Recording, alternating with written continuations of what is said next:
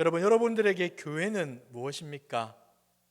교회가 무엇이다라고 생각하며 살아가고 있습니까?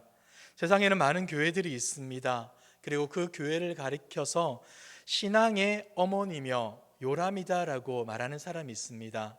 우리는 태어나면서부터 신앙을 가진 사람들은 교회에서 자라야 하고 성숙해야 하고 주님 만나는 그날까지 교회 안에서 하나님을 예배하며 살아가야 합니다. 신자는 교회를 떠나서는 살 수 없는 것이고 교회에서 하나님을 예배하며 하나님을 찬양해야 합니다.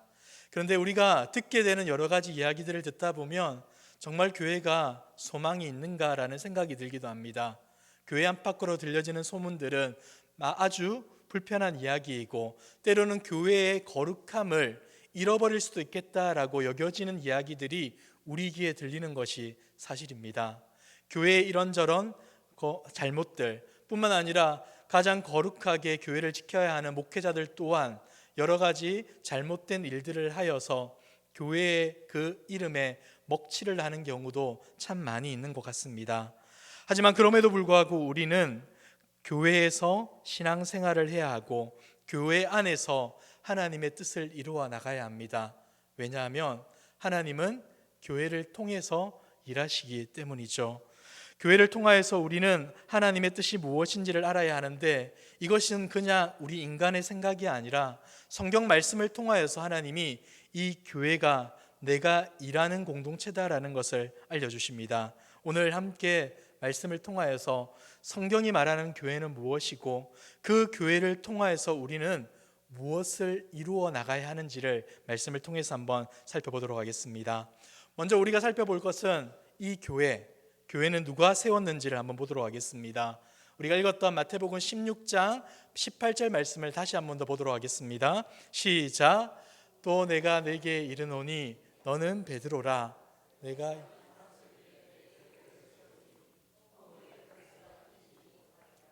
아멘. 여러분, 이 본문은 아주 유명한 본문입니다.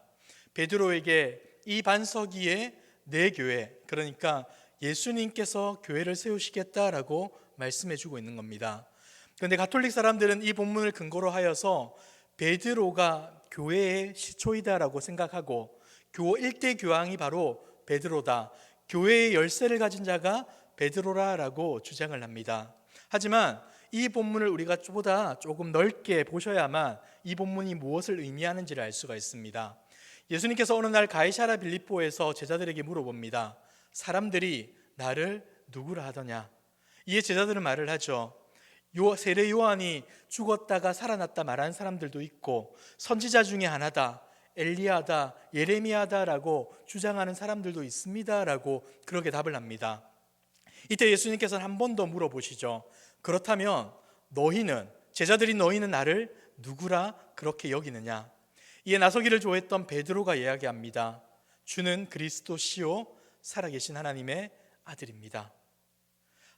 주님께서는 이 이야기를 듣고는 이것이 너희의 육신을 통하여서 알게 된 것이 아니라 하나님께서 너에게 이러한 고백을 할 수 있게 해주었다라고 얘기합니다.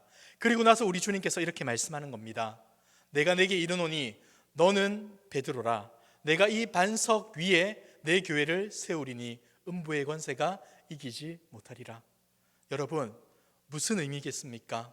여러분, 이 본문 이후에 보면 예수님께서 베드로와 제자들에게 이렇게 말합니다. 내가 고난을 당하고 죽게 될 것이다. 그리고 3일 있다가 부활하게 될 것이다. 이러한 예언을 하시자 베드로는 어떻게 합니까? 항변하며 주님을 말립니다. 그렇게 되어서는 안 됩니다. 이에 예수님께서는 사탄아 내 뒤로 물러나라 라고 말씀을 합니다. 가톨릭에서는 이 본문을 근거로 베드로가 교회의 시초이고 베드로에게 교회의 열쇠가 있다라고 말을 하는데 그 베드로가 어떤 베드로입니까? 멋들어진 신앙 고백을 하였지만 주님께서는 내 반석 위에 교회를 세우겠다라고 약속을 했지만 그는 예수님의 십자가 구속의 사역을 막으려고 했던 자였던 겁니다. 다시 말해서 인간 베드로 위에 교회를 세울 수는 없다는 것이죠. 이 말씀은 베드로가 했던 신앙 고백, 여기서 이 반석이라는 것은 베드로의 이름과 연결이 되어 있는데 베드로의 별명 중에 하나인 게바라는 그 이름은 반석, 돌이라는 뜻을 가지고 있습니다. 다시 말해서 베드로야, 너의 그 신앙 고백 위에 내가 교회를 세우겠다. 너는 연약하고 부족하겠지만 하나님이 너로 하여금 고백하게 하였던 그 신앙 고백, 주는 그리스도시요 살아계신 하나님의 아들입니다 라고 하는 그 신앙 고백 위에 내가 교회를 세우겠다. 너의 교회가 아니라 나의 교회, 예수 그리스도의 교회를 세우겠다라고 말씀해주고 있다는 것이죠. 여러분, 그렇다면 교회의 주인은 누구입니까? 베드로입니까? 아닌 것이죠. 예수 그리스도가 교회의 주인임을 이 본문을 통하여서 알려주고 있는 겁니다. 그리고 사도행전 20장 28절에 보면 또 이러한 말씀이 있습니다. 같이 한번 읽어볼까요? 시작.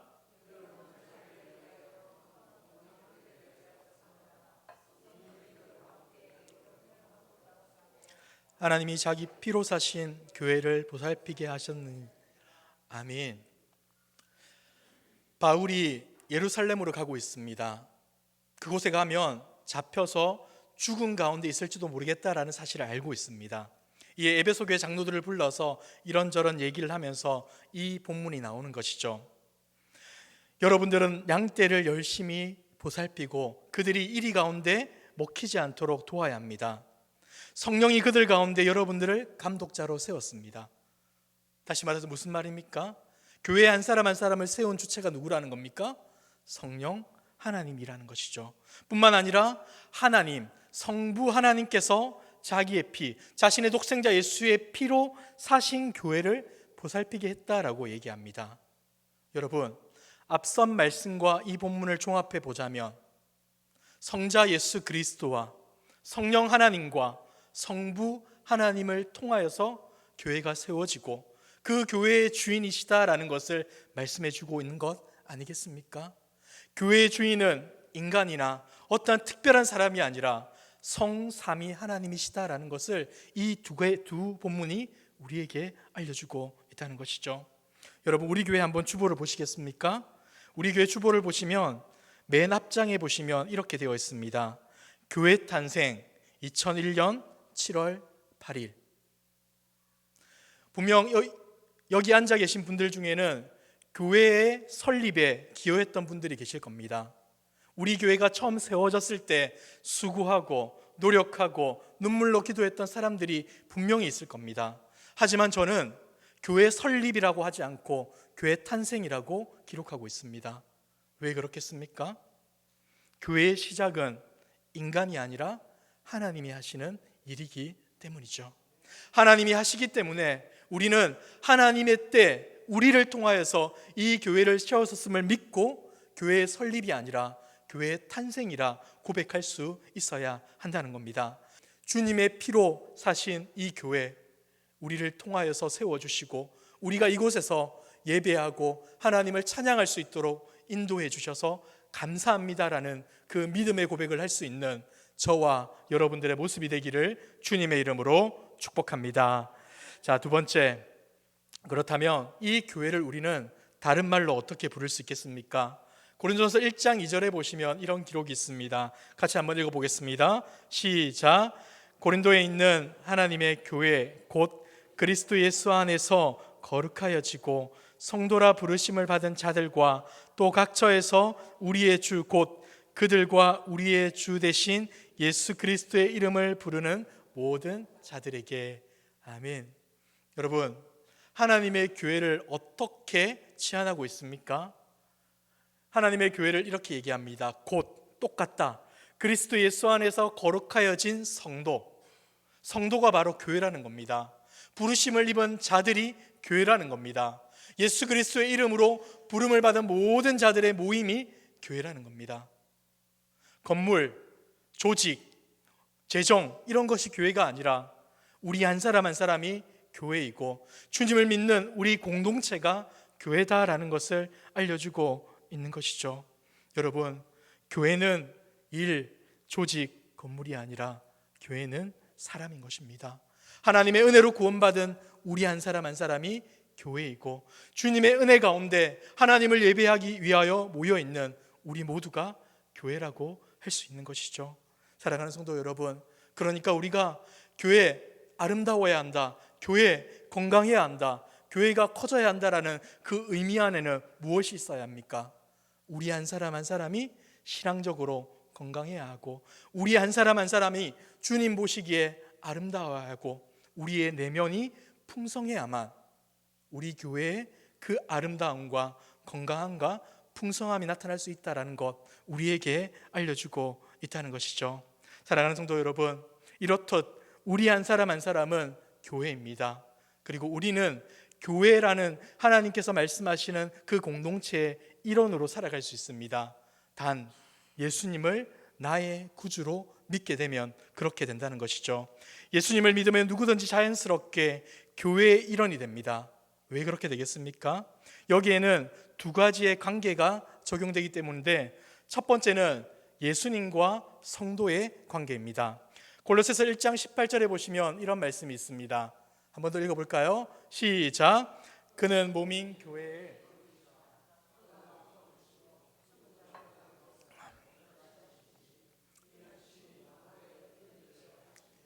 아멘. 여기서 그는 누구겠습니까? 예수님입니다.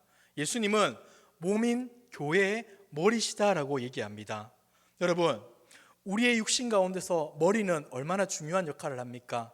만약에 우리의 머리가 없어지게 되면 우리의 생명은 어떻게 되죠? 끝날 수밖에 없는 것이죠.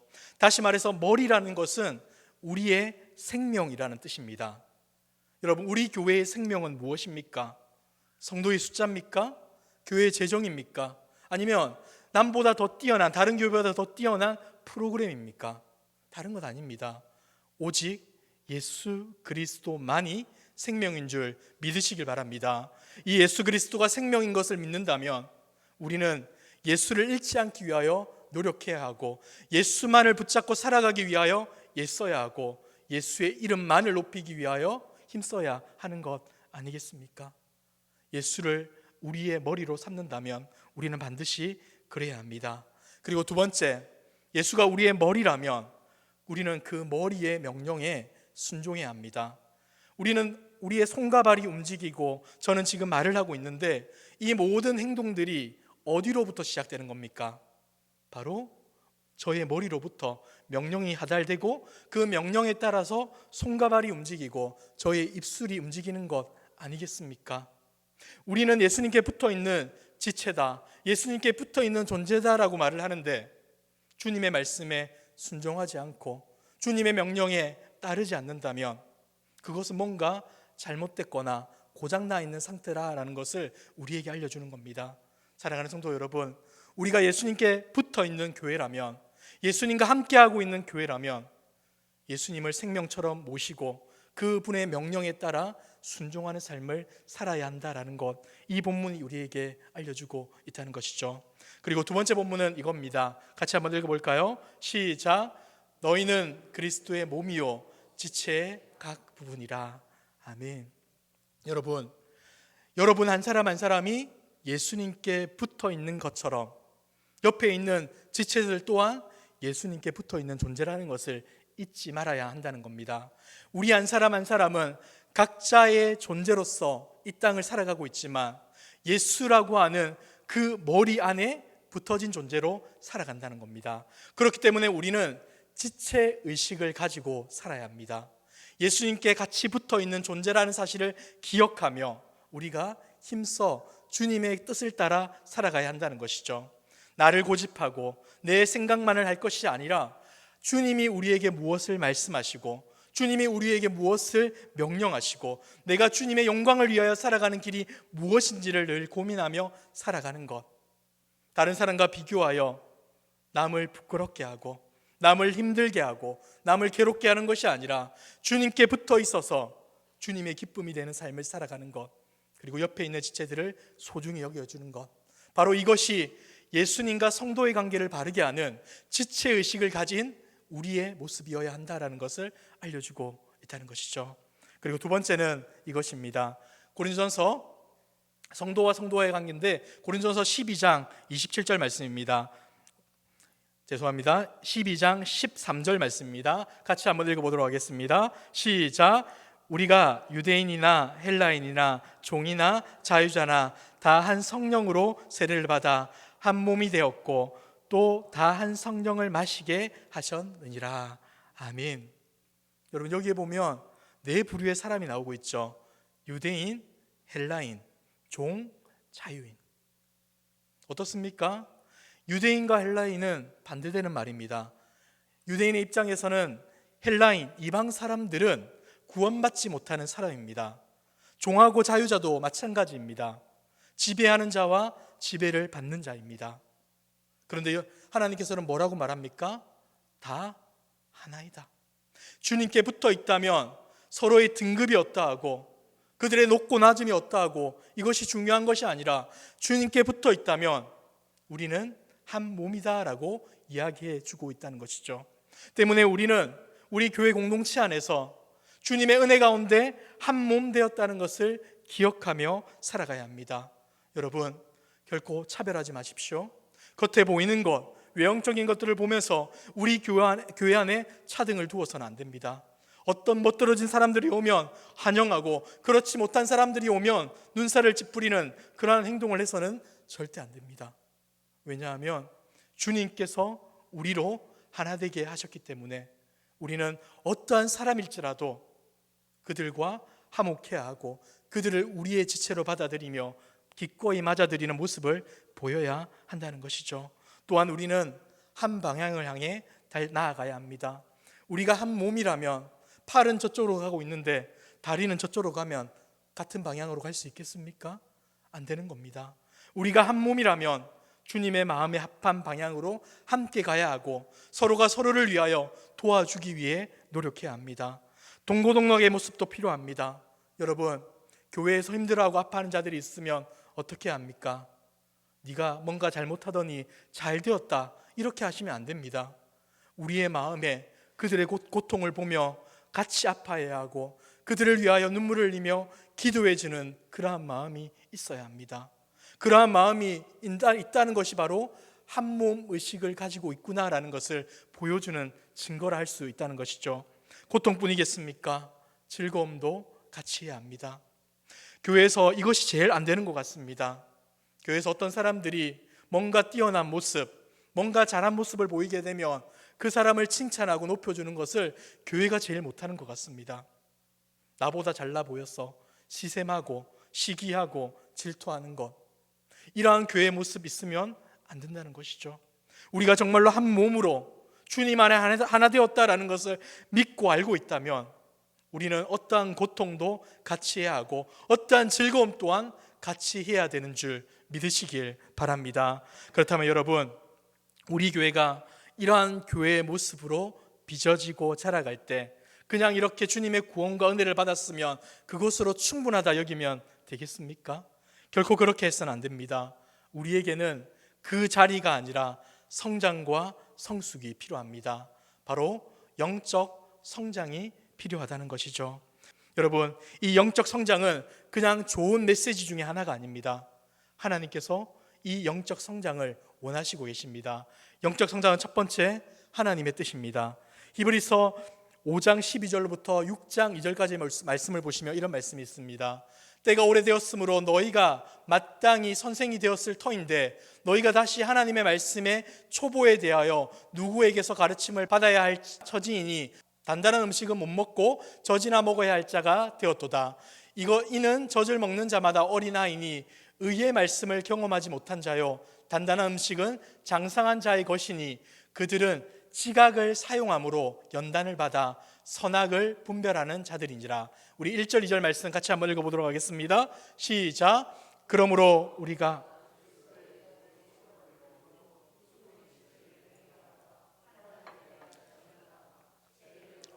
안수와 죽은 자의 부활과 영원한 심판에 관한 교훈의 터를 다시 닦지 말고 완전한 대로 나아갈지니라. 아멘. 여러분, 예수님 처음 믿으면 어떻습니까? 행복하지 않습니까? 좋지 않습니까? 이런 나를 구원해 주셨구나, 행복합니다. 근데 여러분, 예수님을 계속 믿어가다 보면 어떻습니까? 나에게 여러 가지 어려움과 불편함들이 생깁니다. 죄를 말합니다. 심판을 말합니다. 그리고 우리가 이 땅을 살아가며 겪게 될 고난을 이야기합니다. 그런데 이러한 것들이 싫어서 옛날의 것들만을 추구하며 살아간다면 그것은 젖을 먹는 아이에 불과하다라고 이야기하고 있다는 것이죠. 여러분은 어떠한 신앙의 모습을 취하고 있습니까? 여전히 어린아이와 같이 젖만을 먹겠다라고 살아가고 있지 않습니까? 몸이 더 커야 되는데, 더 건강하게 스스로의 삶을 살아가야 되는데 엄마의 젖만 필요하다라고 여기며 그 신앙의 수준에 머물고 있지 않습니까? 우리가 정말 하나님이 원하시는 성숙의 모습, 하나님이 원하시는 그 신앙의 모습으로 자라가기 위해서는 젖만이 아니라 단단한 음식을 먹어야 하고, 하나님이 우리에게 말씀하시는 그 진리의 말씀들을 받아내는 연습을 해야 한다라고 이야기합니다. 그리고 이것이 바로 하나님이 우리에게 원하시는 뜻이다라고 이야기해주고 있다는 것이죠. 그렇다면 이 하나님께서 우리에게 원하시는 그 모습이 추구하는 목표는 무엇이겠습니까? 두 번째, 영적 성장의 목표는 바로 예수님입니다. 에베소서 4장 13절에서 15절을 보시면 이런 말씀이 있습니다. 우리가 다 하나님의 아들을 믿는 것과 아는 일에 하나가 되어 온전한 사람을 이루어 그리스도의 장성한 분량이 충만한 데까지 이르니, 이는 우리가 이제부터 어린아이가 되지 아니하며 사람의 속임수와 간사한 유혹에 빠져 온갖 교훈의 풍조에 밀려 요동하지 않게 하려 함이라. 같이 한번 읽겠습니다. 시작. 오직 사랑 안에서 참된 것을 하며 범사에 그에게까지 자랄지라. 그는 머리니 곧 그리스도라. 아멘. 여러분, 우리가 누구까지 자라야 한다는 겁니까? 예수님. 교회에 꽤 괜찮아 보이는 성도들, 목회자를 닮을 것이 아니라 예수님을 닮아야 하고 예수님을 닮기 위하여 노력해야 한다라고 알려주고 있다는 것이죠. 그런데 여러분들 성경 보다 보면 바울이 이렇게 얘기한 적이 있습니다. 너희는 나를 본받는 자가 되라, 이렇게 얘기합니다. 그런데 여러분, 왜 그렇게 했겠습니까?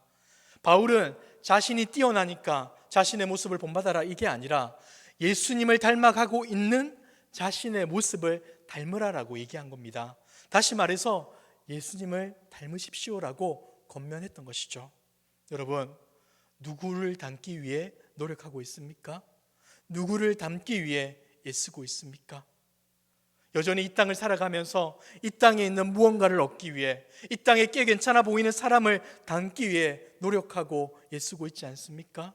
우리의 롤 모델은 예수 그리스도밖에 없는 것입니다.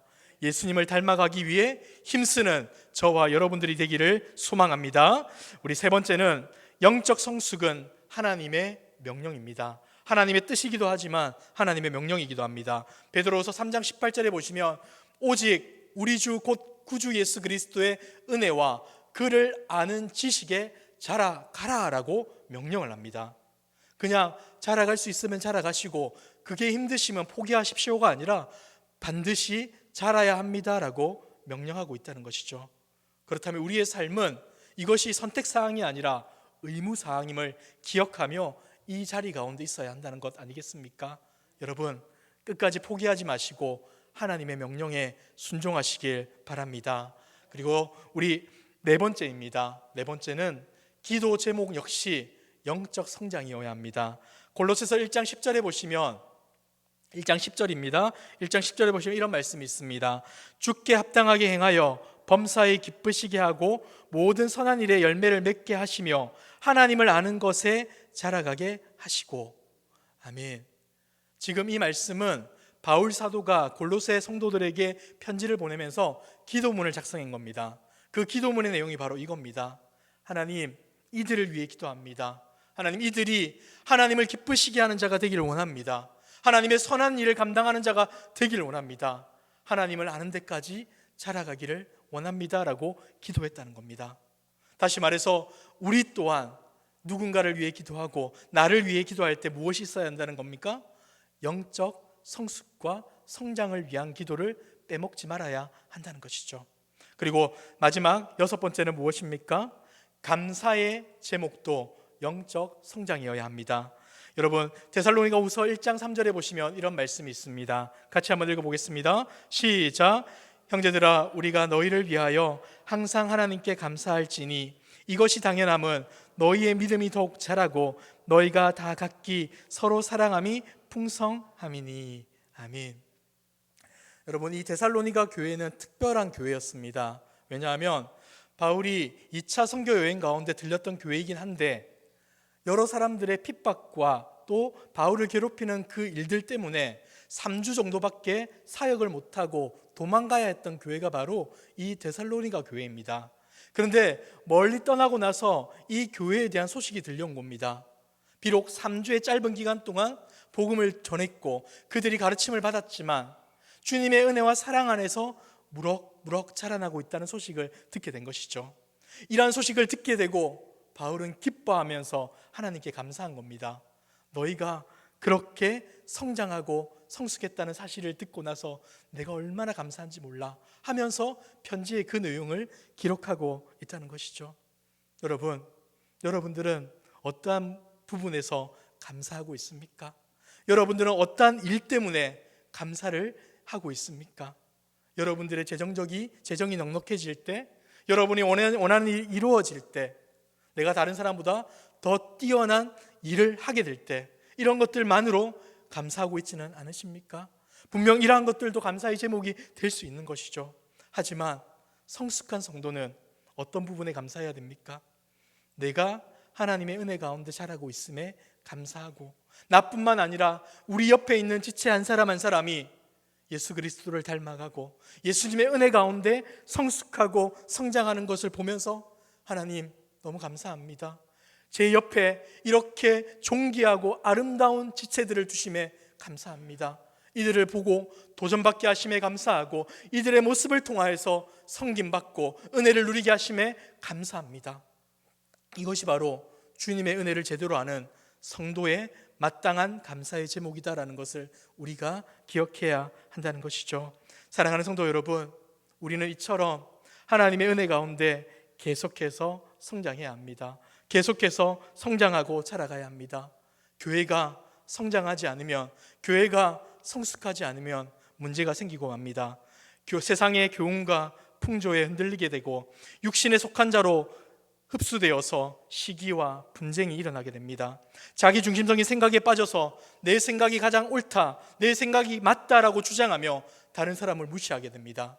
그리고 교회의 균열과 다툼과 여러 가지 어려움들이 임하게 되는 것 아니겠습니까? 여러분, 하나님의 뜻에 관심이 없기 때문에 자신의 생각을 주장하는 것이고, 하나님의 말씀이 무엇인지를 모르기 때문에 자신의 경험을 따라 주장하고 다른 사람들을 바꾸려고 하는 것, 그리하여서 분쟁과 시기가 일어난다라고 성경은 우리 가운데 알려주는 것이죠. 사랑하는 성도 여러분, 육체적으로 어린아이가 되면 아이를 낳을 수도 없고 기를 수도 없고 그들을 도울 수도 없습니다. 영적으로 어린아이는 불신 영혼에게 전도를 할 수 없습니다. 그리고 어린 영혼을 양육하지도 못하며 그리스도인으로서 주변 사람들에게 선한 영향력을 미치지도 못하는 것입니다. 여러분들은 어떻습니까? 여러분들이 성숙하지 못하여서 그 잘못된 모습으로 살아가고 있지는 않습니까? 성숙하기를 힘쓰는 저와 여러분들의 모습이 되기를 소망합니다.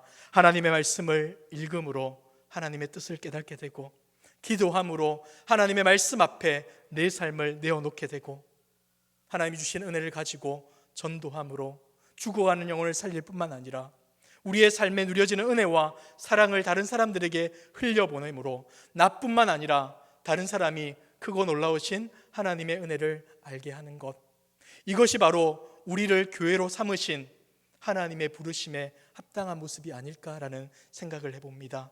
사랑하는 성도 여러분, 이런 모습이 저와 여러분들 가운데 있기를 소망합니다. 그저 그렇게 신앙생활 하는 것으로 만족하는 우리의 인생이 아니라 우리를 교회로 부르신 그 하나님의 부르심 앞에 부끄럽지 않는 그 모습대로 살아가는 저와 여러분들의 인생 되시길 주님의 이름으로 축복합니다.